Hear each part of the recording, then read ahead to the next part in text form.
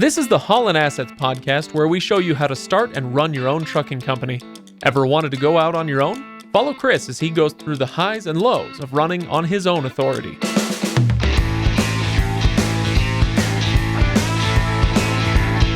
Welcome, everybody, to the Haulin Assets podcast, episode number 147, January 2024 financials.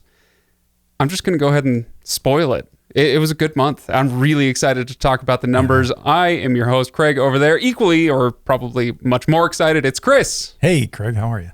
Not bad, Chris. Do I look like I'm in a little better mood? That was so sedate for an episode like this. So, first of all, how dare you? I'm sorry. And I'm used to ruining things. Just get in line. Get in line of the people that I leave disappointed in my wake. So I'm excited because we finally have an unambiguously good month to talk about, but we will get to those details. I just, you gotta set the tone, right, Chris? Teaser. So HaulinAssetsLLC.com is where people should go for full show notes, including the profit and loss statement that we'll be talking about today. You can get all the documentation. It's all super transparent. So if you want to follow along with the journey of Haulin Assets, that's where you do it. HaulinAssetsLLC.com. You can also find us on Facebook, where you can interact with us and with other listeners, of course, and also leave a review if you should feel so inclined. We would much appreciate it. Now, Chris, before numbers come stories. Yeah. So you teased a little bit. I don't know what the story is. You just told me that you have a Chris is dumb story. Yeah. Yeah. It's been a long time since we've had a Chris is stupid on the road story, and we've got one this week. Okay. All right. Let's hear it. A pretty good one. One that's kind of a little bit embarrassing. So I'm gonna throw myself out there a little bit. I would say you're going to throw yourself under the bus, but I'd say it's more a truck than a bus. It is a truck, big truck. Yeah. Hey-o. You're so funny. You have no idea. So, anyway, I did something really dumb this last weekend when I was in the truck. Just kind of one of those things. You know how you kind of get in a routine and you just follow the routine without really thinking much about what you're doing? Yes, I do. Well, that's kind of how this one started. I'm excited. So let's talk about my routine. My routine, like I take, I'll do local little runs here and there, running, delivering a load for somebody, picking up a load for somebody. We deliver a load to the Walmart DC here in the area, fairly regularly. And those are, short runs I'll do every once in a while. So my routine is I get in, when I do these runs, they're usually pretty short. And so, rather than disconnecting the driver's tablet from the ELD, connecting my phone to it, and then, running under the ELD rules, I just use what's called the time card rule, where you're local. You're essentially just saying, "Hey, I'm starting at this time and I end at this time." Right. Because there's a few things that are required to use this rule. You essentially have to start and stop from the same place. You have to stay within 150 air miles. Those are the kind of the two big things. So I do that, and the biggest reason I do that is just because it's a pain in the butt for the driver then, because then they have to reconnect everything. I'm kind of jumping in their truck, taking their personal space anyway. What, like this isn't your prerogative, boss? Yeah, it's better for the company, but I also want to be respectful. That is the driver's living space. I'm sure that's appreciated. Yeah, I try not to disrupt things too much. I try not to, move the mirrors around any more than I have to, and so I just try to be as courteous as I can. Like the Boy Scout motto, leave it better than you found it.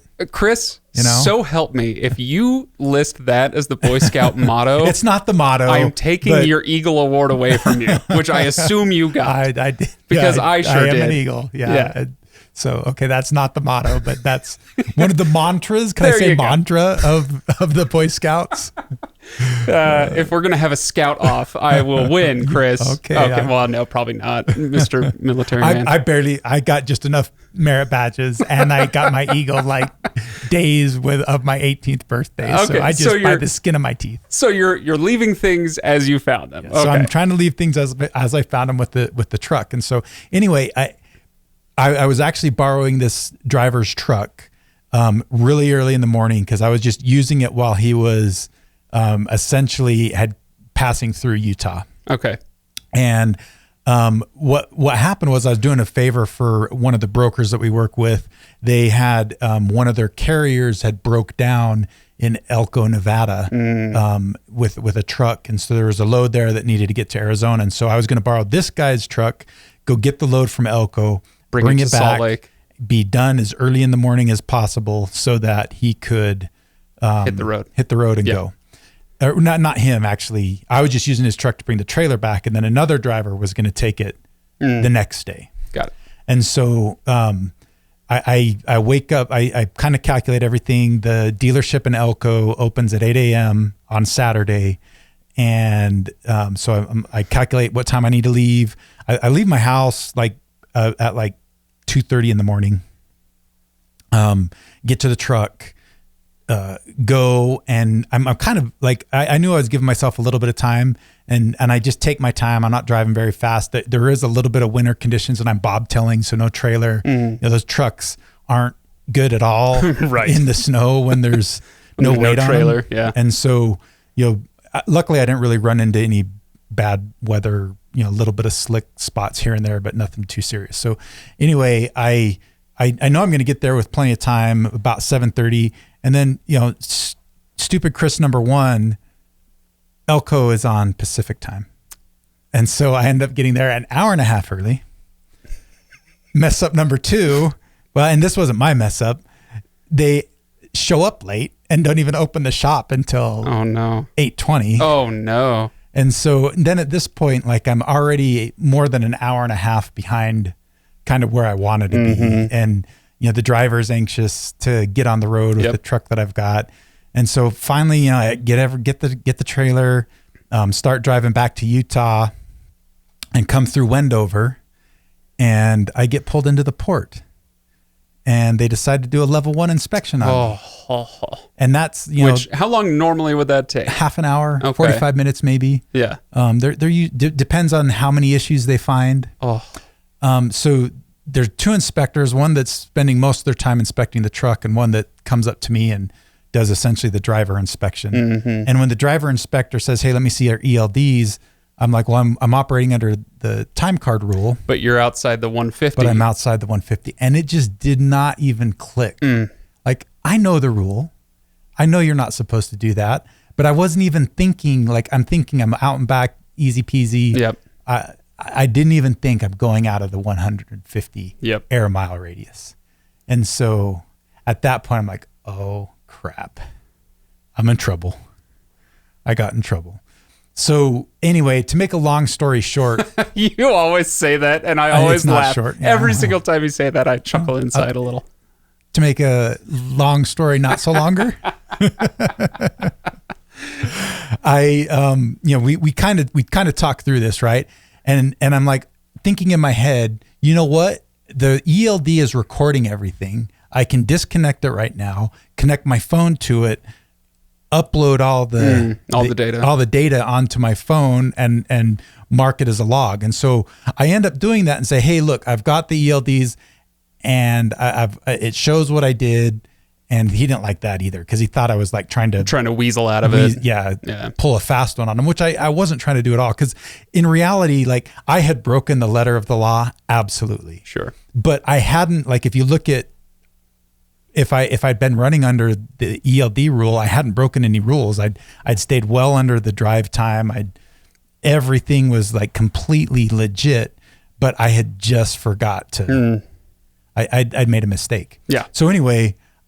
It kind of interesting thing happens. The truck and trailer passed the inspection just fine. I try to plead my case to the guy, he's not really having it. And so after all that happens, they say, hey, we're going to talk about this together and decide what we're going to do. Cause there's kind of several options here. They could let me go without doing anything, which I didn't think was going to happen. They could essentially say I should have been operating under the ELD rule, which I wasn't, which would put me out of service and mean I have to stay there for 10 hours before I can drive again. Okay. Which would have just meant the driver would have had to drive all the way out to Wendover to pick up the truck and come back, which would have really inconvenienced him even more. And so, and then, the third thing was maybe try to find some kind of happy medium Right. in the middle. And so anyway, like they sit in that office for at least 20 minutes. Oh. And I'm like sitting there kind of sweating the whole time. Like already, like at this point, it's probably about an hour that I've been there before they finally come out and tell me what they're going to do. And anyway, they found what I would say a way to balance some justice with some mercy, right? Nice. Okay. They kind of still held me to it, but they weren't as brutal bad as they could have been. Yeah. So they ended up hitting me with a false log, reporting false logs or something like that on my hours of service violation. Sounds pretty horrible. It sounds bad, but it's not as bad as what the other ones. It could have been they could have done an out of service violation, which the points on those are crazy, and that would have been bad. But so it wasn't as bad as it could have been. So does this hit an infraction like this? Does this hit you as a driver of the truck, or does it hit Haulin Assets as a company, or both? It hits both. Okay. So it will show up on my hours of service record with the FMCSA, and it will show up on Haulin Assets, and it sticks on both of them. I think the driver's 3 years, maybe just 2, but I know the company's just 2. Okay. And it kind of, for the first 6 months, it hits your score the hardest. Then it goes down a little bit for the first year, and then after the first year to the second year, it's lower, and then the second year it goes away. So does this affect insurance rates or anything else, or is it more just like, hey, watch yourself because any more of this? And it could, except for our scores are already like well below the threshold, and so one of these, the insurance threshold, the FMCSA threshold, which then insurance companies and everybody look at. So it shouldn't in the long term affect things too bad because we're so far below the threshold, right, where it becomes an issue, like a real issue. Okay, well, so if we had a few more of them, it could become an issue. But luckily, like I think we in the last year we've had, I don't know, somewhere between half a dozen and a dozen inspections. This is the first time in a year that we've had a violation. Yeah, and look, it's me. Like I should know better. And that's one of the things that the officers talked about. Like, you're the owner of the company, you should know better. Like I do. Like I know better, but it just didn't. Like I didn't even think it. Like I didn't. I don't know. What do you call that? Like, you know what? It was just dumb. I never got my pilot's license, Chris, but definitely went up in the air a bunch of times and had some lessons and whatnot. And anybody who's ever piloted any size of plane knows the checklist. And I don't mean like has the checklist memorized. They may. Doesn't matter. You do the checklist every single time, right? And obviously, if you're going up in a plane, there are safety reasons for that, right? But maybe that's the kind of mindset that could be helpful here, is literally have a clipboard on the passenger seat or wherever with a freaking checklist. Is this done? Is this done? Is this done? Have you considered this? What, I don't know. That would prevent that from happening. Maybe I should punish myself and make myself do that now to just make sure I don't do that again. But I will tell you this, like, it was a good lesson for me. It taught me, a few things. One, don't be complacent. Like I was complacent. Like I wasn't thinking through what I should be doing. I was just kind of going through the motions, and I didn't, if I would have put 5 seconds of thought into it, I wouldn't, I'm going over 150 miles. I need to do an ELD. Yeah. Because there was no reason for me not to. Like I was following the rules. Like I was following the rules you were supposed to, other than I wasn't using the ELD. I was driving like you were supposed to drive. I was staying within all the rules. So it was kind of senseless and pointless. Sure. So I learned that, and I'm never going to make that mistake again. Like I'm not. I should think so. I was pretty upset at myself when it happened. Yeah. Okay. Well, I would think the lessons here are pretty evident at this point, so people can take from that what they will. But speaking of spirit of the law and letter of the law, we haven't broken the letter of the law, Chris, but we did break the spirit of the law, because it's taking us 15 minutes Our intro's to long. to get to the numbers. That's okay. I kind of think we should start titling these episodes as January 2024 financials and whatever the topic And Chris is stupid. I wasn't going to say it, but that'd be a great title. Yeah, great title. Okay, but let's get to the numbers, shall we? January, am I right? It's January 2024. So do we want to jump into the numbers, or do you want to intro these with how things have been going numbers wise? So the numbers are good. We'll say that. And I think to me, this feels like it's a really big victory, because the last 4 months have been some of the most challenging 4 months of my career, where I've started dispatching. It kind of reminds me of my days driving, where, I would drive, I would stop and kind of manage some of my other businesses and take care of other things going on. And they just made for long days. I was constantly working, and that's really what this dispatching for right now has kind of turned into. I'm pretty much working from 5 or 6 o'clock in the morning until 5 or 6 o'clock at night, just about every day, every weekday. And then Saturdays and Sundays, there's at least a couple of hours worth of work happening on those days too. And some days even longer. Like this Saturday when I did that drive, from the time that I left my house until I got back, it was over 12 hours. Yeah. So, it's been a lot of work, and to see some success and see some concrete results from that is pretty cool. Yeah, because you guys have been working pretty hard on mickling your muckles or something along those lines. I will say I think we've made a muckle. Nice. All right, so speaking of concrete, let's get into some numbers.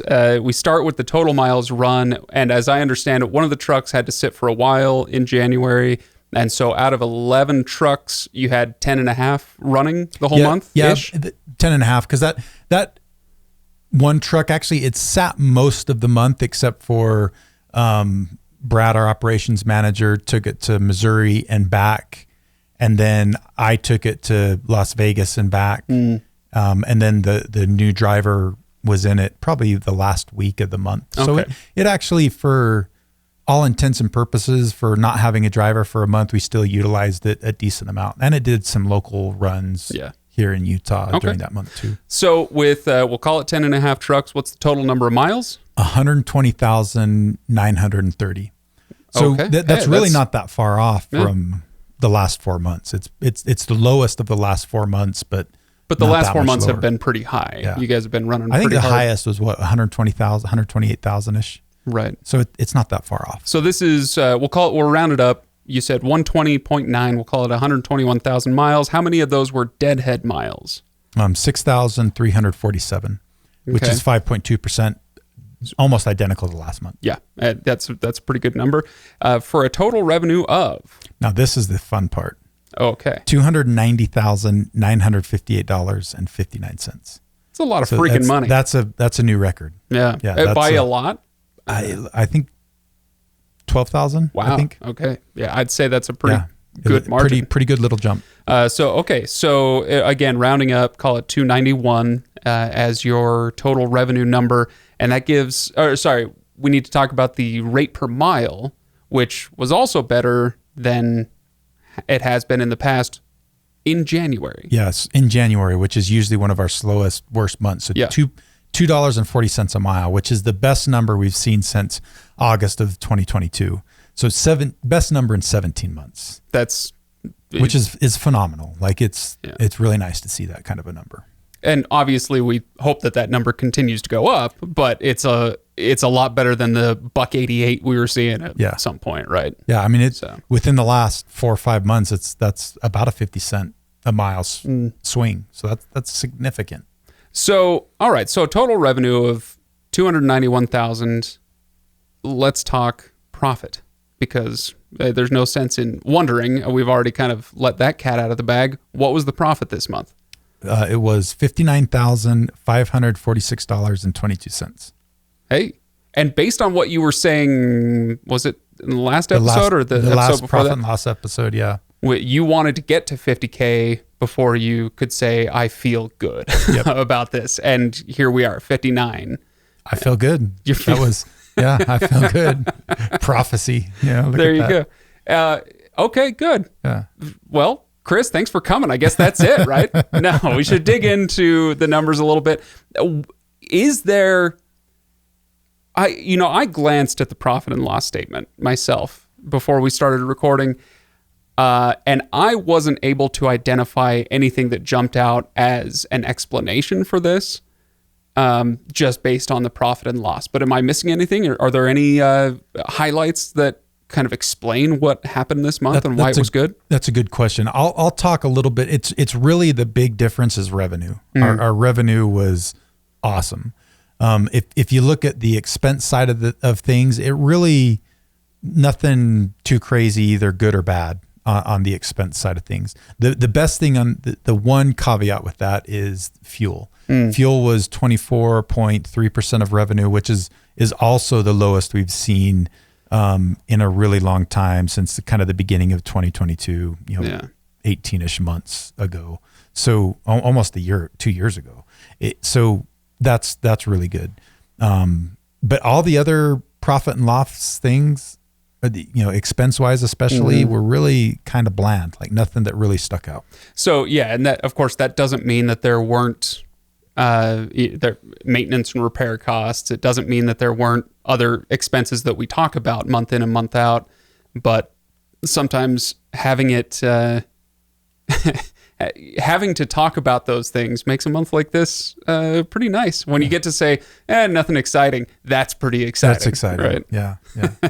So nothing exciting on the expense side really makes things exciting on the profit side. There you go. Okay, so to what then do we attribute the change? If we can't look at the profit and loss, I mean, fuel is definitely, I guess I wouldn't have known the percentage without pulling out a calculator, so I didn't spot it right away.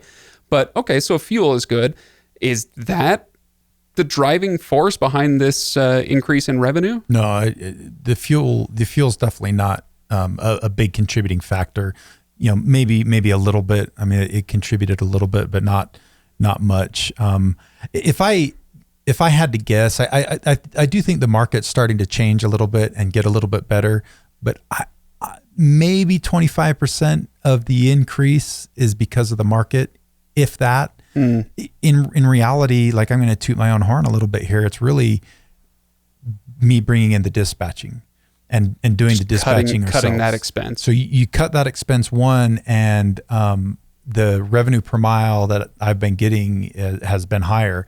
And a lot of that's it's really attributed to the backhauls we've been getting.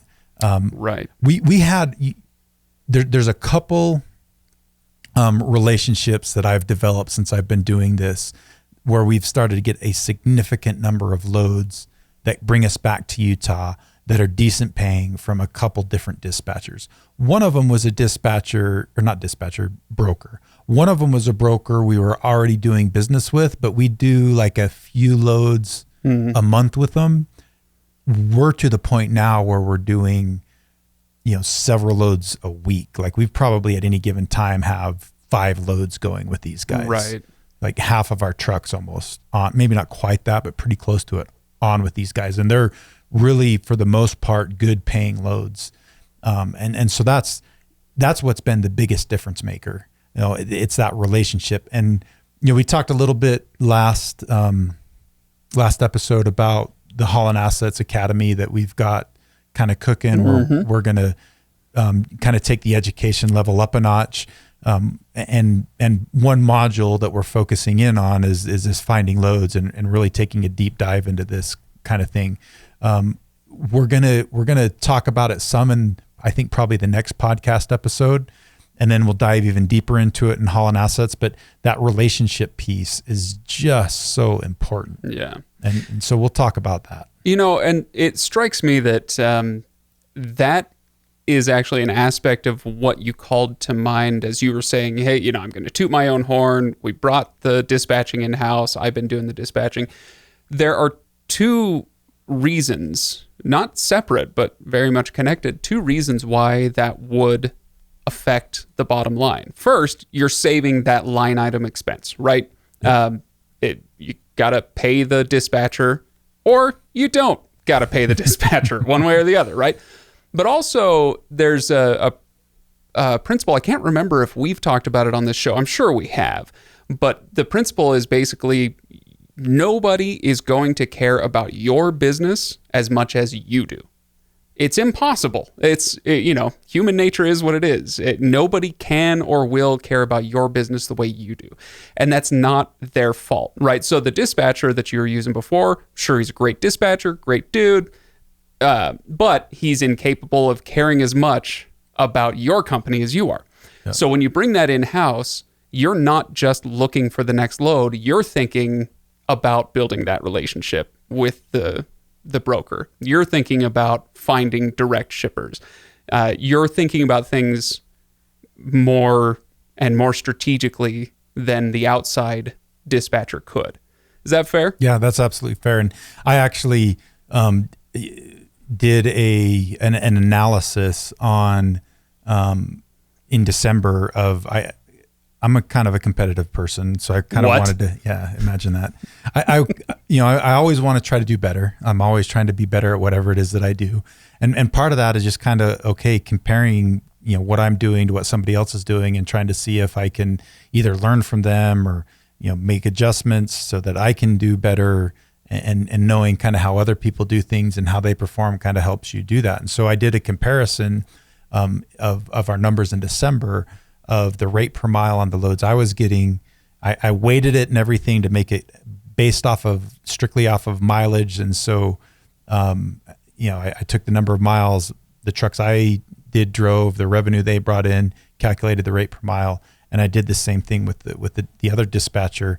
And I was getting I averaged 16 cents a mile more on my loads than the other dispatcher. And that's significant also. So not only are we saving roughly $8,000 a month in a dispatching expense, we're also getting roughly 16 cents a mile more for every mile that we drive. It was a big swing. Yeah, that's huge. Okay. So, and that's, I've learned so much, and I'm a really analytical person. I try to dive into the details and figure things out. And I do this with all the loads that I book and everything I do and the relationships. And I'm a pretty good negotiator too. And so I think I've just done a really good job with that. And, that's going to help give us some good content on the podcast episodes. We've already done a couple. There's more to come. And then also, that'll just the Haulin Assets Academy stuff that we're going to be putting out is, I think, just going to be invaluable for somebody that is going to dispatch themselves or a fleet of trucks. And it's like, I think there's some really good stuff that people are going to be able to learn.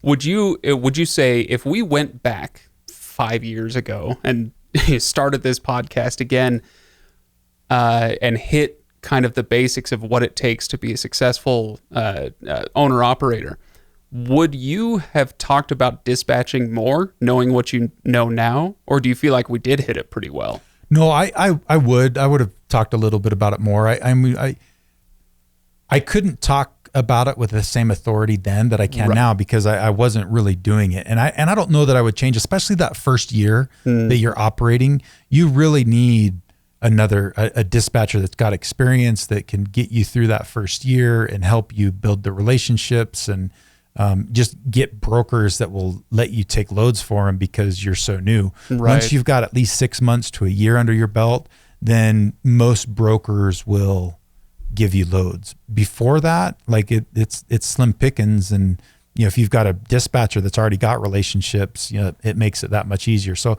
I don't know that I would necessarily. I definitely would have still used a dispatcher. I think Jake did a good job. I'm not trying to no rag on Jake by any means.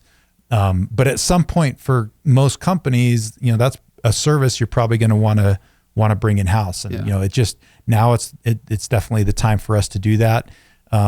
If hindsight's 2020, I may have done it a little bit sooner, but me personally, I just wasn't ready. And so, it kind of is what it is. And we've done it now, and it's turning out to be fruitful, and I'm excited about it. And I think it's going to continue to help Haulin Assets be stronger and grow and be more healthy. There you go. Well, speaking of which, Chris, I think as we're wrapping up, the question here is, how much does this one very good month really make you feel long term? And how many more of these, oh, I guess 3 questions. How many more of these do we need to have before you feel really secure?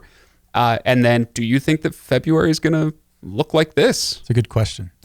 Or good questions. I think we still have, like, we need to do this for like a good year to dig us out of the hole that we've dug into the last 2 years. Like the last 2 years have been tough.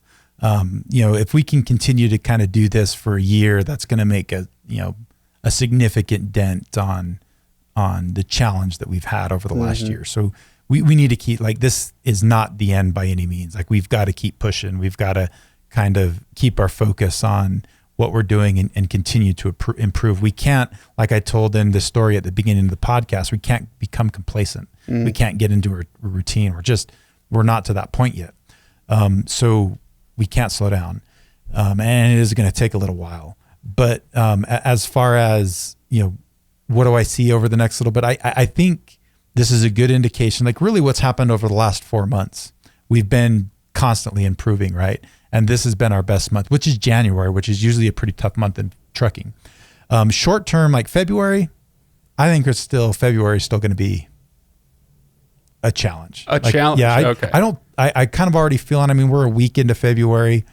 I don't think February is going to be as good as January was, but I still think it's going to be way better than we would have expected out of February. Right. So that's good. And the hope, of course, would be if January and February are this good, then maybe we'll be breathing easy come May, June, July. Yeah. Right. Like, March, April is usually when, like, you get produce picking up, and that kind of adds some constraints into the market, and rates tend to go up a little bit. And so I really think we're gonna, I'm more and more optimistic about this year, not only for Haulin Assets and the changes we made, but the market itself. I think is going to be a little bit better for everybody. And I'm still cautiously optimistic that that's going to be the case, and we're gonna pull a decent year this year. Yeah.